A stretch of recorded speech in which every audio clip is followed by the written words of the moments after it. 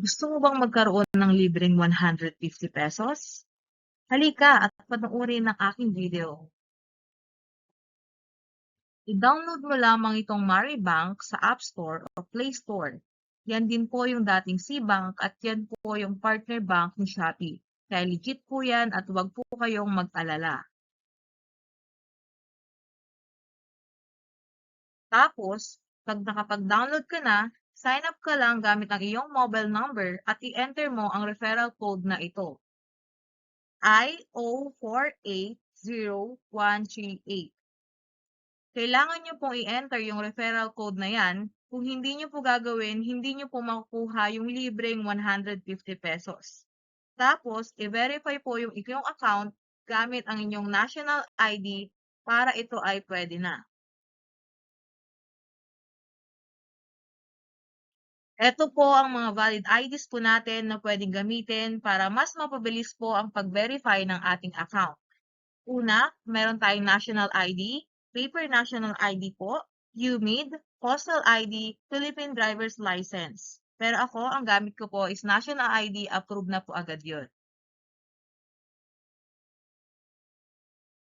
Now, paano nyo makukuha yung libreng 150 pesos bukod pa sa kailangan nyo i-enter ang referral code kanina?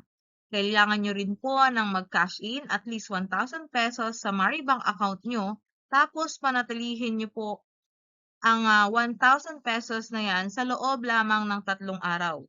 Ibig sabihin, huwag nyo pong gagalawin at huwag babawasan sa loob ng 3 araw. Ngayon, kung nakuha nyo na po ang reward na 150 pesos, pwede nyo na po itong gastusin, pwede nyo na rin po itong i-withdraw o kaya i-transfer sa GCash, Maya o iba pang e-wallet na meron po kayo. Kaya naman, gamitin pang Shopee. Lahat ng yon ay pwede nyo na pong gawin. Ang tanong, paano magka-cash in? Pindutin nyo lamang yung deposit tapos makikita nyo po dito ang account name at account number nyo po. Pwede nyo rin pong gamitin ang generate QR code at pwede nyo pong padalhan gamit ang inyong GCash, Maya o kahit ano pong e-wallet.